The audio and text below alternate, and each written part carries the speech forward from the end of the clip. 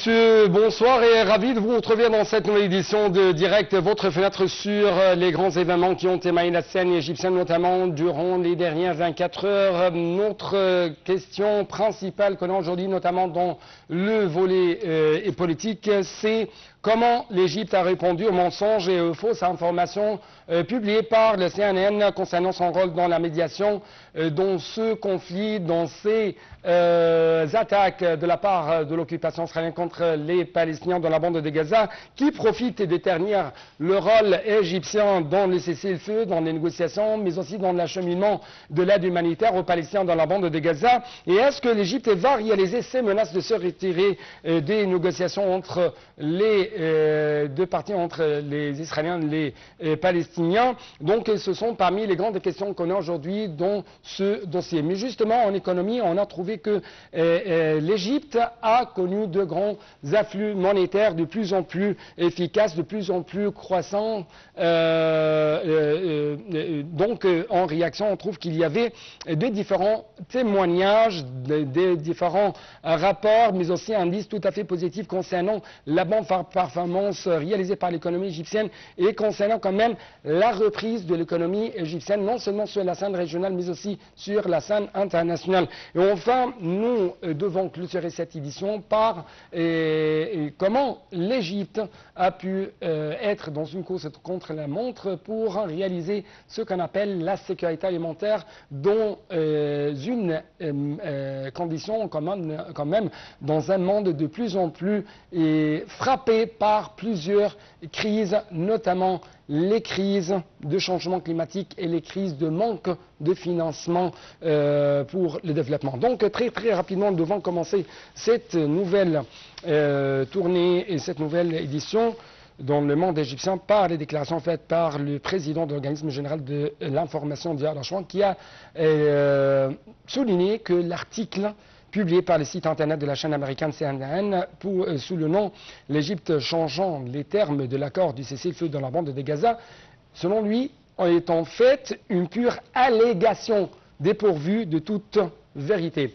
Ziad Rachwan a étalé le rôle de l'Égypte dans les négociations pour arriver à un cessez-le-feu dans la bande de Gaza depuis le début de l'agression israélienne sanglante contre les Palestiniens, contre les territoires palestiniens de bande de Gaza. Il a annoncé que l'organisme général de l'information avait envoyé une lettre officielle à CNN expliquant son rejet de cet article et demandant au site web de publier immédiatement la réponse égyptienne. Plus d'explications et plusieurs messages très importants lancés par M. Rachwan à la presse internationale, mais aussi à différentes parties qui ont des intérêts concernant le fait de ternir l'image de l'Égypte dans ce dossier palestinien, vu les positions fermes dont dispose l'Égypte concernant les droits palestiniens légitimes, les droits légitimes des Palestiniens, notamment dans l'établissement d'un État palestinien indépendant. Donc justement un reportage,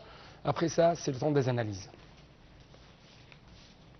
Le chef de l'organisme général égyptien de l'information, Ziad Rachwan, a vivement critiqué un article publié par le site américain CNN qui affirmait que l'Égypte avait modifié les conditions de l'accord de cessez-le-feu dans la bande de Gaza. Ces affirmations sont infondées, dépourvues de toute information ou faits véritables et ne reposent sur aucune source journalistique crédible selon les normes professionnelles reconnues mondialement, a annoncé Rachwan. Il a mis au défi CNN de citer des sources américaines ou israéliennes officielles pour soutenir ces accusations. Il a également exhorté CNN et les autres médias internationaux à faire preuve de précision dans leurs reportages sur des questions aussi sensibles et à ne pas se fier à de sources anonymes présentées comme bien informées. L'organisme général de l'information a envoyé une lettre officielle à CNN exprimant son rejet catégorique de ces allégations et demandant la publication immédiate de la réponse égyptienne, a-t-il indiqué. Rachwan a affirmé que de tels articles mensongers visent à ternir le rôle crucial et actif de l'Égypte dans les négociations de cessez-le-feu à Gaza en cours depuis environ 8 mois depuis le début de l'agression israélienne.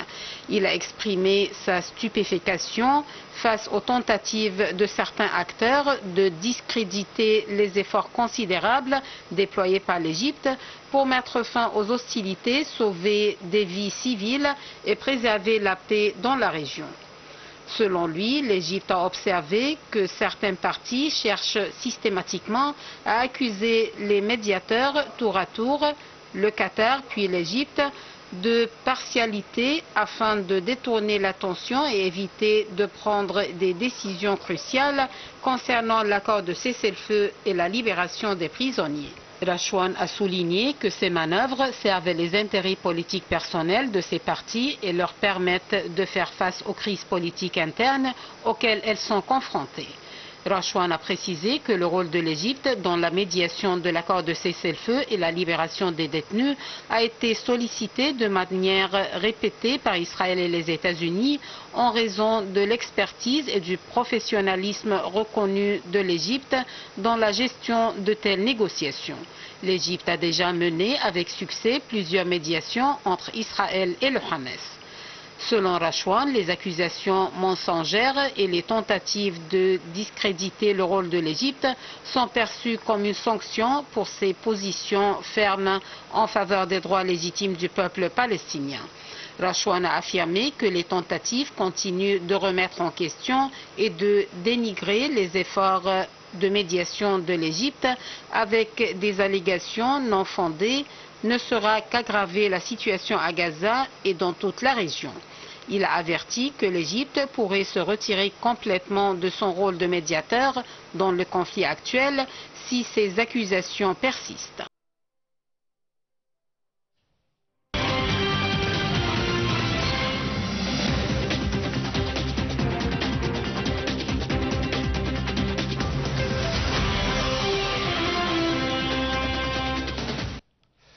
Et en fait, dans des déclarations exclusives à la télévision égyptienne, le porte-parole du secrétaire général des Nations Unies, M. Stéphane Dujarric, a souligné la nécessité de maintenir l'entrée de l'aide humanitaire dans la bande de Gaza. Il a de même souligné que le quai ou le port maritime américain à Gaza ne peut pas remplacer le volume de camions d'aide qui doivent entrer dans la bande de Gaza par les points de passage terrestres.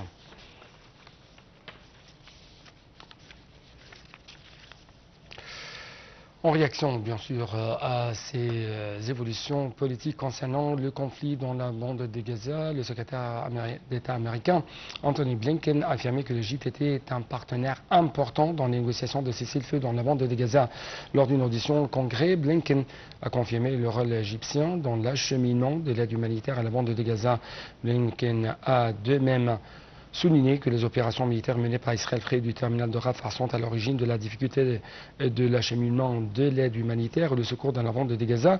Notons que Washington a détecté des violations des droits de l'homme dans les territoires palestiniens perpétrés par des individus et des unités de l'armée de l'occupation israélienne.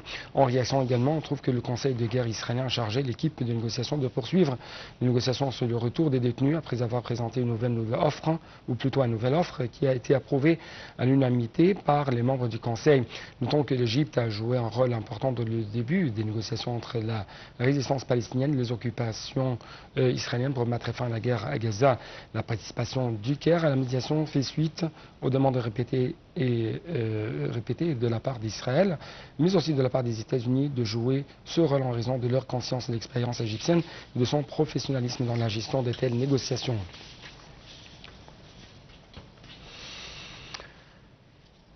Le commandant général des forces armées, ministre de la Défense et de la production militaire, Mohamed Zaki, ainsi que d'autres dirigeants de l'armée ont assisté aux entraînements tactiques d'une unité du 2e corps de l'armée égyptienne. La première phase de l'entraînement comprend la gestion des opérations de combat visant à prendre d'assaut les défenses ennemies avec l'aide de l'armée de l'air qui a effectué des exercices aériens de sécurité et d'assistance pour soutenir les opérations de combat des forces menant l'attaque. Le commandant général des forces armées a de même exprimé ses remerciements sans appréciation aux hommes des forces armées égyptiennes pour leurs efforts visant à faire face aux défis actuels et sans précédent qui pèsent sur la sécurité nationale égyptienne dans toutes les directions. Monsieur le ministre a salué les performances exceptionnelles et la haute préparation au combat de la part des éléments participants à ce projet militaire.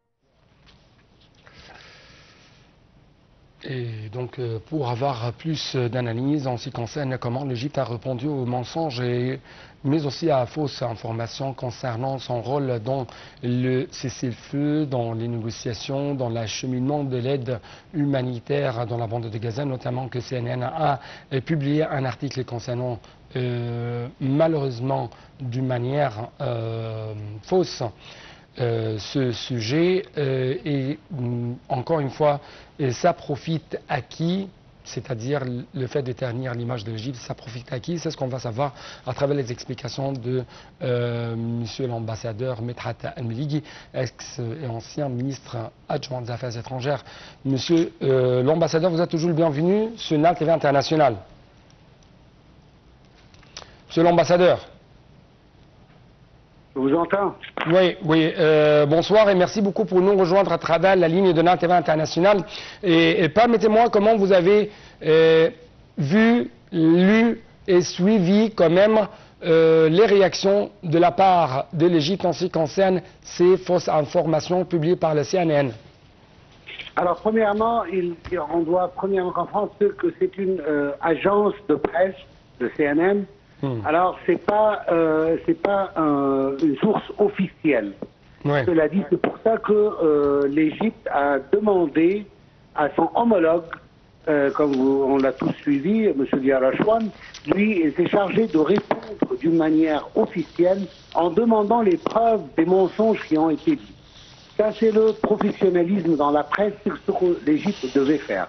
Ouais. De mettre l'État en sa totalité, de mobiliser l'État en sa totalité pour répondre à une agence de presse, c'est pas le niveau de l'État. Et c'est pour ça que c'est l'agence officielle de presse égyptienne qui s'est chargée de répondre à ces mensonges et d'une manière professionnelle en fournissant toutes les évidences qui marquent exactement l'engagement égyptien dans le contraire exactement de tout ce qui a été évoqué sur la CNN. Ouais. Cela dit, que je pense que il y a une nécessité d'utiliser des forces non conventionnelles pour essayer un peu de ternir le vrai visage d'Égypte qui a toujours été bien clair, que ce soit sa position politique vis-à-vis le conflit et le génocide qui est en train de prendre place et perpétré par l'armée israélienne, ou en ce qui concerne les aides humanitaires que l'Égypte s'est chargée depuis le premier moment à acheminer pour la bande de Gaza. Ouais. N'oublions pas que l'Égypte, et elle n'avait pas besoin à cela au début des conflits, au début des attaques et des offensives militaires israéliennes, elle n'avait pas besoin d'insister beaucoup sur la nécessité d'acheminer au moins une cinquantaine de camions d'aide humanitaire pour pouvoir aider au premier échange de prisonniers. Ouais. Mais cela a été fait par l'intermédiaire de l'Égypte et avec l'insistance de l'Égypte que cela ne va pas se passer et que l'Égypte ne va pas intermédier sans que Israël accepte cela. Ce qui montre à quel point depuis le premier moment l'Égypte a été impliquée d'une manière sérieuse à aider le peuple palestinien. Ouais. Il y a plusieurs buts pour cela. Le premier but, c'est d'essayer de créer un problème entre l'Égypte d'un côté et le peuple palestinien de l'autre côté. Ouais.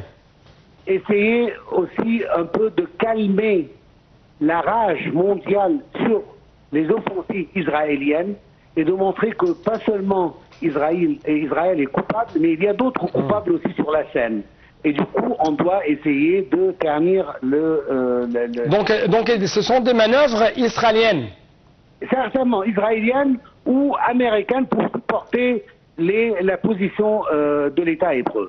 C'est toujours la même chose. N'oublions pas que récemment, il y a eu plusieurs mouvements sur la scène internationale, notamment avec la Cour criminelle internationale qui a demandé à investiguer la position du Premier ministre israélien et son ministre de Défense d'un côté. Il y a aussi plusieurs rapports qui parlent que la Cour internationale de justice va se prononcer bientôt, et on parle de quelques jours en ce qui concerne le plaidoyer présenté par l'Afrique du Sud.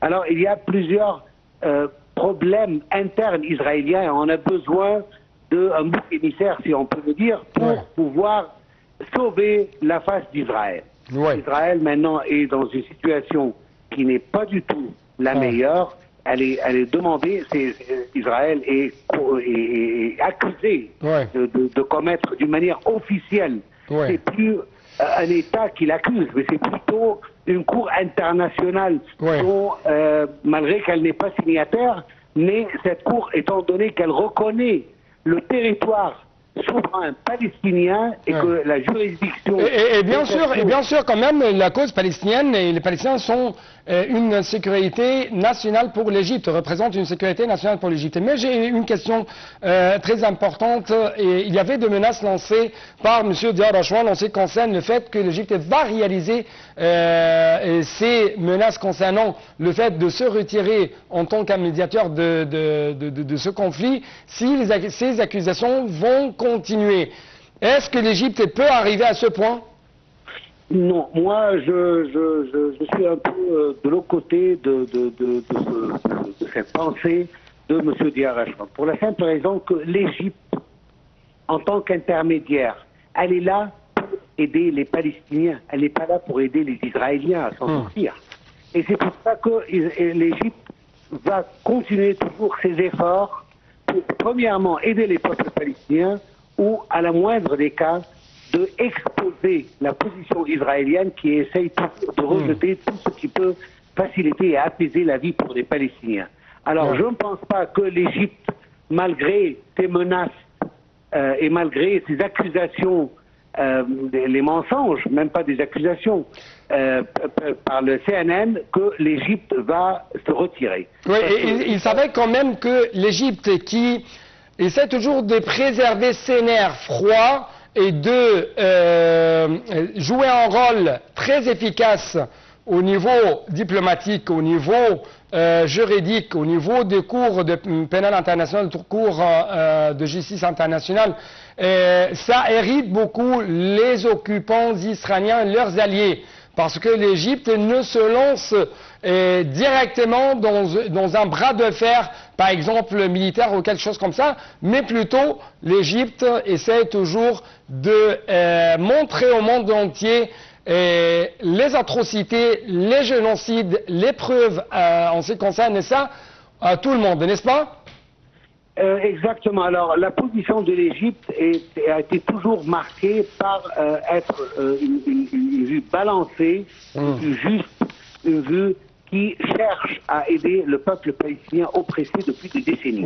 Et c'est pour ça qu'il y a une harmonie entre les déclarations égyptiennes depuis le plus petit responsable jusqu'au chef de l'État lui-même, le président Abdel Fattah el-Sisi, qui ont toujours marqué leur soutien au peuple palestinien. Et quand même, on marque une harmonisation entre la position officielle de l'Égypte et ses actes, ce qui n'est pas toujours le cas en ce qui concerne Israël ou les États-Unis. On entend toujours des déclarations contradictoires entre leur position et leurs faits. Pour conclure, donc, entre les promesses d'or et les menaces, l'Égypte tient toujours ferme en ce qui concerne ses positions vis-à-vis des droits légitimes des Palestiniens, n'est-ce pas? Exactement. Ça, je dois vous remercier. Donc, avec cette dernière réponse, nous devons donc clôturer cette intervention téléphonique avec vous. C'est pourquoi permettez-moi de vous remercier infiniment, monsieur l'ambassadeur Medhat El Melik. Merci beaucoup, monsieur. Donc c'était notre ambassadeur Medhat Al-Milig, ex-ministre adjoint des Affaires étrangères, qui était avec nous pour commenter ces dernières évolutions concernant le dossier politique. Justement, on a trouvé que le Premier ministre, Dr Moustapha Madbouli, dans le domaine économique, a lancé plusieurs messages très importants en ce qui concerne l'Égypte, les défis régionaux et en ce qui concerne comment nous pouvons la main dans la main avec les différents pays arabes et les institutions financières arabes, nous pouvons arriver à relever de tels défis. Donc comment, c'est ce qu'on va savoir durant le prochain reportage. Le Premier ministre Dr Moustapha Madbouli a participé mercredi au nom du président Abdel Fattah el-Sisi à la séance d'ouverture de réunion annuelle des institutions financières arabes 2024. Ces réunions reflètent le souci de l'État de renforcer les efforts des différentes institutions financières arabes pour réaliser leur message développemental dans les divers pays arabes. Dans une allocution prononcée au nom du président de la République devant la séance inaugurale de ces réunions, Madbouli a valorisé le soutien des institutions arabes qui, parmi d'autres ressources financières, ont contribué aux principaux projets de développement entrepris en Égypte ces dernières années. Le Premier ministre a ajouté qu'en dépit de l'assistance de ces institutions aux efforts de développement des pays arabes, elles doivent assumer un rôle plus important dans la période à venir où les défis régionaux et internationaux seront de plus en plus grands. Le Premier ministre a appelé les institutions arabes à accroître leur assistance aux pays arabes pour amortir l'impact des défis sur les citoyens arabes.